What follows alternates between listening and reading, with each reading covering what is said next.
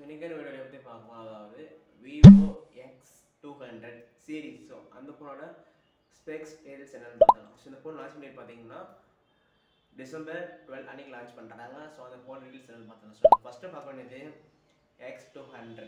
So இந்த 3 model launch பண்ணுறாங்க.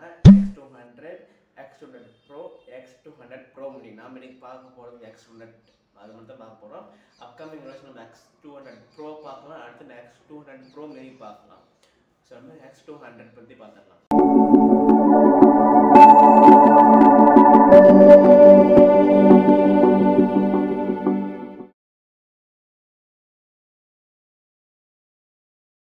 RAM மற்றும் ஸ்டோரேஜ் பார்த்தீங்கன்னா நல்லா நீட்டாக கொடுத்துருக்காங்க.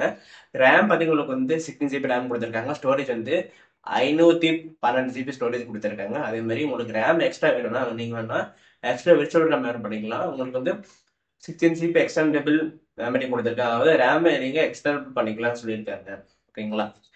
அடுத்தது பார்த்தீங்கன்னா இதோட பேட்டரி கெப்பாசிட்டின்னு பார்க்கலாம். பேட்டரி கெப்பாசிட்டி வரப்போ உங்களுக்கு வந்து 6000 mAh பேட்டரி கெப்பாசிட்டி கொடுத்துருக்காங்க. சார்ஜிங் பண்ண உங்களுக்கு பார்த்தீங்கன்னா வந்து 19 வாட்ஸ் ஃபாஸ்ட் சார்ஜிங் கொடுத்துருக்காங்க, ப்ளஸ் குவிக் சார்ஜிங் கொடுத்துருக்காங்க. 2 டைப்பும் கொடுத்துருக்காங்க. ப்ளஸ் அது நம்ம வந்து 31 வாட்ஸ் ரிவேஸ் சார்ஜிங் கொடுத்துருக்காங்க. அதே பார்த்தீங்கன்னா இதோட கேமரா குவாலிட்டி வரப்போ உங்களுக்கு வந்து 15 MP பிரைமரி கேமரா கொடுத்துருக்காங்க. அதே 50 MP வைட் கேமரா கொடுத்துருக்காங்க. அதே மாதிரி உங்களுக்கு வந்து செல்ஃபி கேமரா பார்த்தீங்கன்னா உங்களுக்கு வந்து 32 MP கொடுத்துருக்காங்க. நீட்டாக இருக்குது. கேமரா குவாலிட்டியும் பேட்டரி ப்ளஸ் இதோட ஸ்டோரேஜ் பார்த்துட்டு நீட்டாக இருக்குது. அடுத்த இதோட டிஸ்பிளே சைஸ் கொடுத்தா 6.67 டிஸ்பிளே சைஸ் கொடுத்துருக்காங்க. டிஸ்பிளே டைப் பார்த்தீங்கன்னா அலுமினியம் டிஸ்பிளே தான் கொடுத்துருக்காங்க. டிஸ்பிளே டைப் பார்த்தீங்கன்னா நீட்டாக இருக்குது. அதோட எட்ஜஸ் அதோட பாடி வெயிட் பார்த்தீங்கன்னா வந்து 238